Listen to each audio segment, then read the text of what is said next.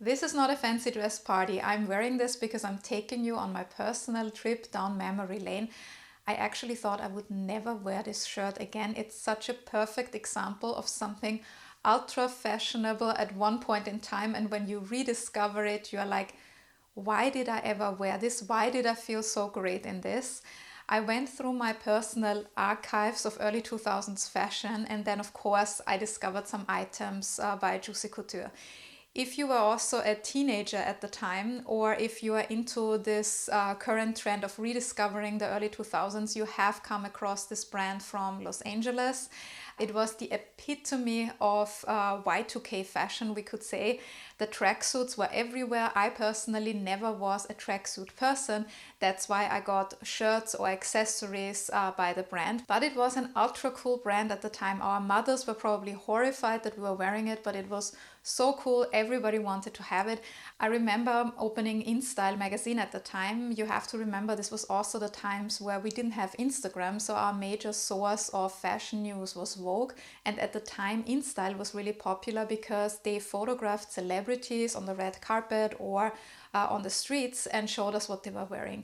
And then there were all these pictures, especially of Paris Hilton and her friends in the Juicy Couture tracksuits. This was long before the current athleisure trend, but everybody went crazy for this. There were many reasons for that, and just some housekeeping here before I start. Firstly, it's a non-sponsored video. I'm just sharing my personal opinion and my research here. And the second one is when it comes to the definition of Y2K, because I have seen on one of my previous videos that the term or also the time frame caused some kind of confusion or misunderstanding. So I would like to just clarify this, how I understand it. So Y2K in its original sense means year 2000. And this Y2K was everywhere when we were growing up, and some people see it in a very narrow sense when it comes to fashion. Some people say this was from 98 until 2002. Others say it's from the mid-90s until mid-2000s, late 2000s, so it always depends on the focus of the researcher or the journalist. In general, in history or fashion history in particular, because this is what we're doing here, it's very difficult to cut off trends at a certain time. It's only from 98 until 2002. Some trends were overlapping, some were shorter, some we really could pinpoint on certain events, but it's very difficult and also unrealistic to just say this was the time frame and nothing else. Also, it depends on the region that we are talking about. So this is something that I would like to clarify here. And furthermore, looking back, there have been different terms for different trends. You have Y2K, you have Mac Bling. I'm not talking here about the terminology that was used then after these trends happened.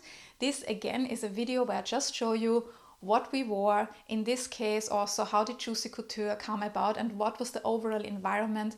Why was it so popular? So I just said I'm not a big fan of tracksuits, and you may also know that I'm not a big fan of athleisure unless I wear it at the gym.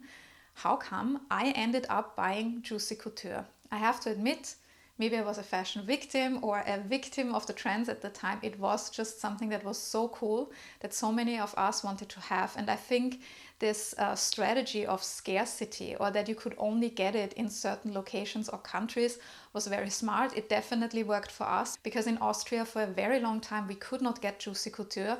So if somebody went to the US or went somewhere where you could get it, it was something really special. So yeah, we were manipulated by marketing, but this is also when you're young, you want to discover new things. It was just so exciting. So I have to admit, yeah, I also got some Juicy Couture items. So you can see this one, but this was actually not my first one.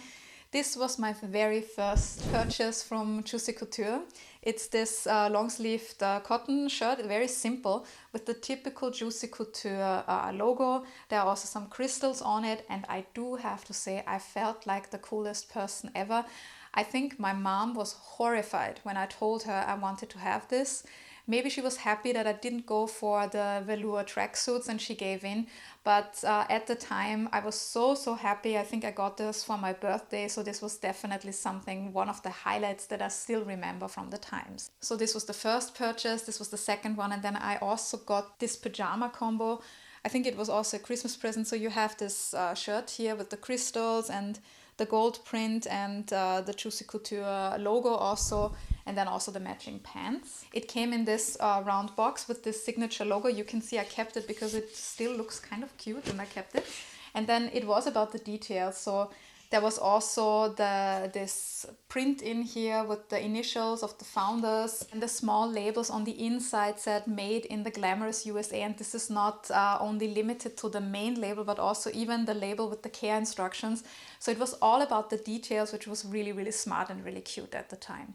And then I saw another thing here, which I overlooked before. It also says "Born in the Glamorous USA." And Juicy Couture was everywhere. It was not only Paris Hilton, it was Madonna, Jennifer Lopez, so many others.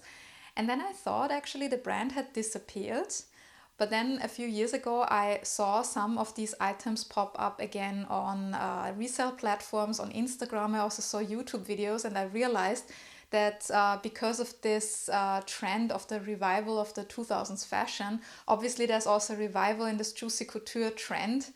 I find it really funny. I'm actually glad I didn't sell my Juicy Couture items, because for the longest time I was thinking maybe I just sell them because I'm not gonna wear them again.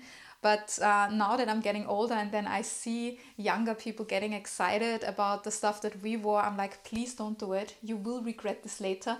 Maybe look at me now, how ridiculous that shirt looks.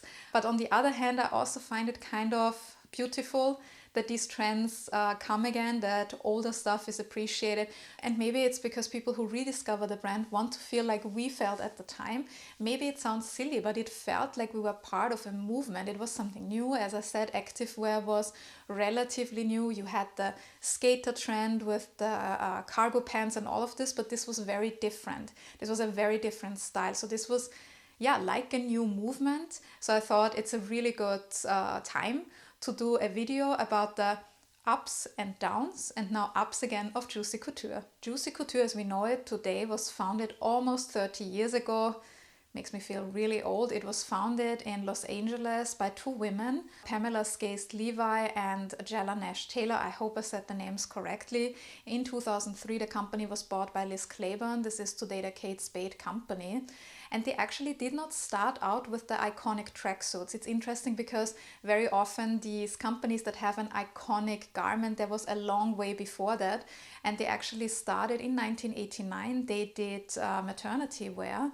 And the company was called Travis Jeans. The company was rebranded only in the mid-1990s to Juicy Couture, and the iconic garment was then the tracksuit. Probably the one that you immediately relate with them is the bright pink tracksuit. This was the signature one, and it also had the signature cut. So the pants were boot cut, they were low cut. This was the style of the time, and the top was kind of like a sweater cardigan. You had this zipper with the signature J, and also a hoodie, and in the back it said Juicy, and the Juicy was also in the back of the bottoms. And I read some interviews with the two founders where they explained how they came up with this signature Juicy script or logo in the back.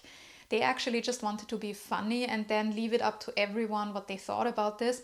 A lot of people have views on the connotations, but they said they didn't have any idea about this. They just wanted to be fun. And it actually happened when Nash Taylor went to her son's school and she saw somebody in pants that said cheer in the back. And then she had this idea and she went back to the office and discussed it with everyone, and they decided to put the Juicy in the back of the sweaters and also the pants. And the signature pink is more than just to stand out in the crowd. It's actually a color for women, because they say their garments were designed and made in the glamorous USA. They were made by girls from Los Angeles for girls from Los Angeles. And this is very much the brand identity, what I mentioned before, even down to the smallest detail, even the care instruction label saying made in the glamorous USA. And for us who were not in the USA or in Los Angeles and we could not get these things, it just made it more and more interesting. Coming back to the logo, I already mentioned this before when I showed you this box. Also the logo was really iconic because you had the two dogs, the terriers. They were holding this kind of like coat of arms with the initials P and J, Pamela and Jella, the three hearts, the crown, and then also this Juicy Couture banner. So not only the garments, but also the logo became an icon of the early 2000s. And they worked a lot with these details, very often in the accessories or also in the boxes. Like I said before, you found certain details from that logo as well. And this then reminded me of something. Actually, I think this whole Juicy Couture trend was not only because of the garments, it was also an overall trend. I mentioned this in my other video about the fashion of the 2000s. There was this trend of wearing the Union Jack or also the flag of America, like really weird trends. But at the time, at least when I grew up in Austria, America, because of all the Hollywood movies, it was so popular. It was a real trend also to dress like Americans. So I do think that this was also definitely benefiting brands like Juicy Couture. I don't know how much inside the US, but definitely outside of the US, this was a big factor contributing to their success. And I just said this Juicy script or logo in the back was a joke. Even the name Juicy Couture was kind of a funny play or even a joke, because they said, first of all, couture is a word that a lot of people can't pronounce. And then you just put it together with juicy. So Juicy Couture, it's even tougher to pronounce. People don't know what it is. Then it's a brand that actually makes tracksuits. So couture and tracksuits, a lot of people did not understand this link. Another detail that the founders mention in a lot of their interviews is that a lot of people never really saw them as designers, despite the big success that they had. So I also found that interesting. And they also said couture was chosen because they wanted to give something elevated to the masses. So they said elevated tracksuits. However you define how a tracksuit can be elevated, but this was their philosophy, can be purchased by everyone. Everyone is also a bit relative, because I did not remember the prices anymore. I just remember that the Juicy Couture items, at least in Austria, were very expensive. And then I read that the tracksuits cost $155 at the time. And if you put it into context, that was quite some money for a tracksuit. So if you can really say it was for the masses, we can debate. But what they also kickstarted or kind of influenced was this use of couture then, because you had Juicy Couture and suddenly you had wallpaper couture, baking couture, plumbing couture was even mentioned in one of the articles, that so many people wanted to jump on that trend that something could be a bit elevated, and that's why it was couture. Looking at it today, I find it a bit funny. It is a bit ridiculous, but obviously it worked at the time. Looking at the distribution strategy today is also quite interesting, because most of the time when people start brands today, they use social media, Instagram or other platforms to promote their products, because if you're a small label, your budget is relatively limited, even though it has also become quite expensive to advertise on social media, but that's a different story. At the time when Juicy Couture launched, they had to be very smart with the distribution strategy. So one of the strategies was to get into the department stores. 2024 was a big year of discussing the death or the disappearance of the department store. But in the early 2000s, department stores were one of the places where you found new brands, interesting products. It was actually quite an experience to go to the department stores. And this is also what the Juicy Couture founders tried to capitalize on. And even how they networked with the department store representatives is quite interesting and very unique. I just mentioned the nice little details making Juicy Couture so cute or desirable. And even the networking strategy was different from others, because they said in an interview that the way they got into the department store was not just cold calling as you would imagine, or meeting somebody and then you meet in a meeting room, you present the products. The two founders invited, for example, one representative of Bloomingdale's to Chateau Marmont, and then they had, I think it was fudge brownies, and then they talked to him.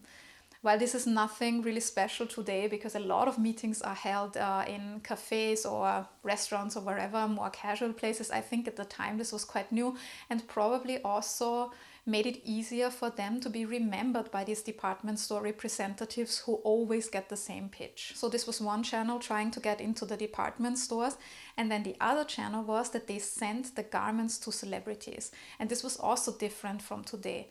stylists were there, but it was not as established as today. It was also not that easy with PR companies for clothing. All of this was in the making. I mentioned this in my video about Gianni Versace, who used this strategy together with his sister Donatella to promote the products, that they sent garments to celebrities. So this is also something that the founders of Juicy Couture did, because they were based in Los Angeles, so you have Hollywood and celebrities around you. And after some time it worked, because in 2001 they designed a tracksuit for Madonna and her tour, and it said Madge in the back actually, and this really put the tracksuits of Juicy Couture on the map. Not only in the US, worldwide it became a really big domino effect. I have to say, I did not notice the Madonna tracksuit that much. I actually noticed Britney Spears, I noticed Paris Hilton, Jennifer Lopez in her video I'm Real was wearing one. So these were the celebrities that made me notice Juicy Couture. And then this was paired with this distribution strategy that you could not get the clothes everywhere. And it's actually funny, because you would think, oh, we are a brand, I have to get into as many stores as possible in as many countries. But this strategy of focusing on certain department stores, for example, later on Saks Fifth Avenue, also certain locations, they made the products really desirable. And it's very similar to what Abercrombie and Fitch did. I don't know if you remember, but Abercrombie and Fitch for the longest time didn't have stores in Europe. So you had to go to the US or you had to go to London to the Abercrombie and Fitch store. So it showed I traveled to a really cool destination, and this is also what I found. So this kind of contributed to this allure of the brand. And of course, then it was the power of Hollywood. When we think about Legally Blonde, I think this is also not only showing us the trend of this Juicy Couture, but overall what was going on in fashion at the time. The cut of the jeans.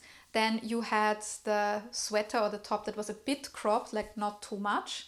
And here she's wearing this signature Juicy Couture top. You see the zipper, and then even the hair is very much what we wore in the early 2000s with the hair pin. So this is quite funny.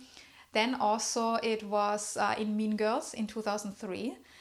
So I think the one that Lindsay Lohan is wearing is also Juicy Couture, and it's this fun combination. You have this ultra mini skirt, which was very fashionable at the time. Then you have the Juicy Couture hoodie, and then also the Louis Vuitton Takashi Murakami collaboration pochette, which is now also taken out of the archives and relaunched again. So we see everything is coming back. And when I watch Mean Girls today, it really shows me how the clothes also influenced the story around the characters. Because, for example, Amy Poehler is Regina George's mom in the movie.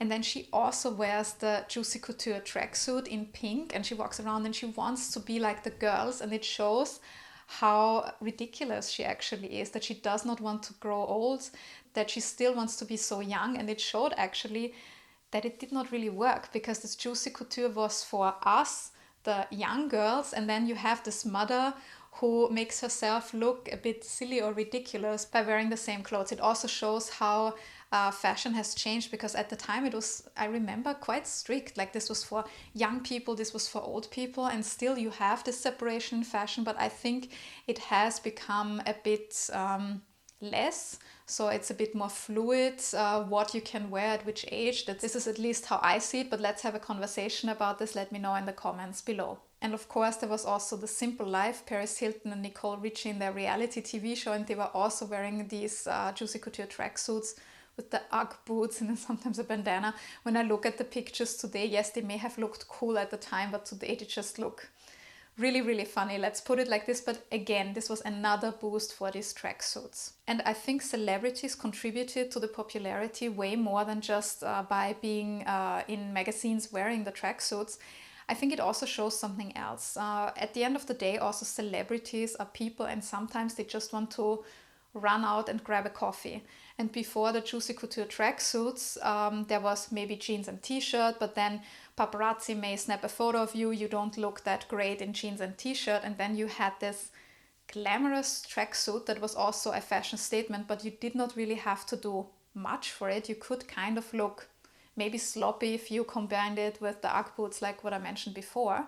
but it made their life easy, and maybe this is why a lot of them opted to wear the tracksuits. That's just my personal interpretation. Maybe it was more that the fashion style or fashion sense at the time changed. As I said, it was the beginnings of activewear and athleisure, and also in interviews the two founders very often say that they do think they helped to kickstart this athleisure movement, because before the Juicy Couture tracksuits, you rarely saw that much casual wear. But when you now look at the brands, the big brands, Gucci, Balenciaga, everyone, even Chanel, even though Lagerfeld for the longest time said he hates sweatpants, they ended up taking tracksuits and casual wear into their ready-to-wear collections.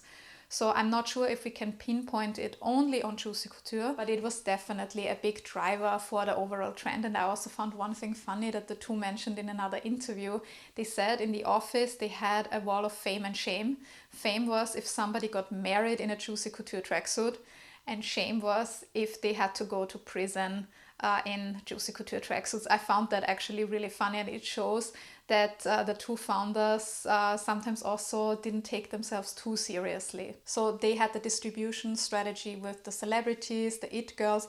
They were in the department stores. Saks Fifth Avenue, as I mentioned before, is one of the big examples. And then more and more women in LA, across the country, but then also in Europe, were seen in Juicy Couture tracksuits or other items. And the founders even said they sometimes found it surreal. They were at a crosswalk in Beverly Hills, and suddenly everybody seemed to wear their tracksuits, and they couldn't believe it that so many women were wearing their clothes. And Pamela Skeist-Levi said that she very often walked over to the women and thanked them for buying Juicy Couture. And I find this so nice that she shared this, because when you run your own business and you sell a product and you see somebody in it, in the case of fashion, you see somebody wear it, it's so beautiful, you're so excited then, and I can totally understand why she walked over and said thank you. So I found this really nice that the two founders also shared these very personal things in interviews. When Juicy Couture was bought by Liz Claiborne in 2003, they reportedly paid $230 million for it. I just want to say one thing here. Finding concrete data about Juicy Couture in terms of numbers is quite a challenge. I relied on an article from WWD in 2020, but I could not 100% reconfirm all the numbers. This is what I found so far. So $230 million was the reported purchase price of the brand in 2003. And a year later, the first store was opened, and they opened the first store in Las Vegas, actually not in Los Angeles. I found this interesting in the beginning because I thought, it's founded in LA, why wouldn't they then also have their first flagship store there? But it actually makes sense when we think about who they wanted to attract as customers. It was the young crowd, the party crowd. You probably needed a tracksuit after a long party the night before. And to a certain degree, Juicy Couture also kind of stood for new money. And then also Las Vegas is kind of the location. So it made sense that they opened this first flagship store. And I find it also interesting that 2004, which is basically almost 8 years after this whole trend or the iconic product of the tracksuit started, 8 years later, they opened the first store. Before that, the distribution strategy was with partners like department stores. The company kept growing, and by 2008 they had 100 stores worldwide.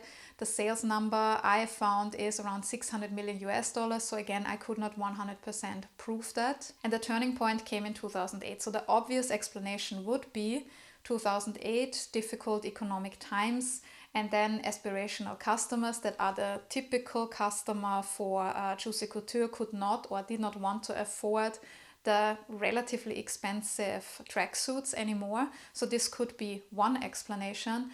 I also think that the demographics changed, or the needs of the demographics, because when I think about myself, when I started to fall in love with Juicy Couture, I was a teenager. And by 2008, I had finished my studies, I started to enter the workforce, so you looked more into professional clothing. The money that you earn, you rather spend on stuff that you need for the office. And also, let's be honest, maybe we just didn't want to look sloppy anymore. It was time for something else. And it could also be due to an overall fashion trend, because when you think of the late 2000s, early 2010s, the overall fashion trend was more simple, a bit taken back. We had designers like, for example, Phoebe Philo. So maybe this also changed, and overall activewear changed. Athleisure became more and more popular, and different brands had come up, not only making tracksuits, but also yoga pants or stuff like this. I personally have to say you should not wear yoga pants anywhere except the studio or the gym. Please don't wear it when you go to a coffee place, a restaurant, or when you meet your friends. That's my personal opinion. I would never do this. I already see the hate comments below, but yeah, what am I supposed to say? This is just my point of view. But this was an overall trend also coming, so the competition also increased for Juicy Couture overall. And after reading all these articles, I also have the feeling that the brand kind of lost itself. And this is very often the story with small brands that become very, very big. One consequence was that the two founders left the brand, so a lot of the identity, the creative ideas were gone. Maybe the business just grew too fast when we think about it. In a time frame, first store opened in 2004, 4 years later, 100 stores. This means a lot of investment, a lot of expansion, and sometimes this may have not been the right strategy. And coming back to this whole initial distribution strategy, this was a big factor that you could not get it everywhere, and suddenly you have 100 stores worldwide. So maybe customers didn't find this availability interesting anymore. In 2013, Authentic Brands Group purchased Juicy Couture for $200 million. This is another number that I could not 100% confirm. But what we can see is that they went into a severe restructuring, because a year later, by 2014, all of the stores were shut. So from 100 stores to 0, obviously this big expansion was a big problem, and this is what they tried to work on. I have to say, I kind of forgot about the brand, because I then put the clothes in some boxes. I forgot about them, and I recently discovered them again when I did the video about the early 2000s fashion. And then I saw this huge interest online, which I could not understand at first, but it actually makes sense when we look at the overall fashion trends. So obviously there is something that makes Juicy Couture come back. And we could say it's similar to other brands like Von Dutch or Ed Hardy that are also brands from the time, then they disappeared, now they are coming back. And in 2016, Juicy Couture collaborated with Vetements, and in 2017 they presented a collection together at Galeries Lafayette, which was quite a success. And then 1 year later, Hollywood stylist Jamie Mizrahi joined the brand as creative director, and they had a very interesting campaign because they employed the OG Juicy Couture girl, Paris Hilton, to present a collection of items priced between $30 to $400, so we can say lower middle segment, maybe to attract a younger audience. And also the distribution strategy was taken back to the roots, because they distributed via department stores, Bloomingdale's and Nordstrom. And they also added the DTC element, the direct-to-consumer element. You could buy them directly on their website. When you look at the website today, they are still selling the iconic tracksuit, but also further products like outerwear, for example. They also have the fragrances that were hugely popular also in the early 2000s. So you see there is this element where they play with the nostalgia. They also have a section called Rejuiced, which is a resale platform within their website. I think this is quite smart, because they see that these items are highly sought after, so why not do it directly via their website? Quite a few brands are trying to do this at the moment. I do think this overall trend of 2000s fashion at the moment also benefits Juicy Couture. I was also wondering what happened to the two founders. I found one interview from 2021 where they said they founded a new clothing line called Pam and Jella. They also had an Instagram and a website, but the Instagram post stopped more than 2 years ago. The website does not work anymore, so I guess this project is done. I read that one of the founders founded further companies, but I could not find more information about it. If you know more, feel free to let me know in the comments below. And as I said in the beginning of the video, I'm a bit conflicted when it comes to the early 2000s trends, because on the one hand, I would say please don't make the same mistakes as we did.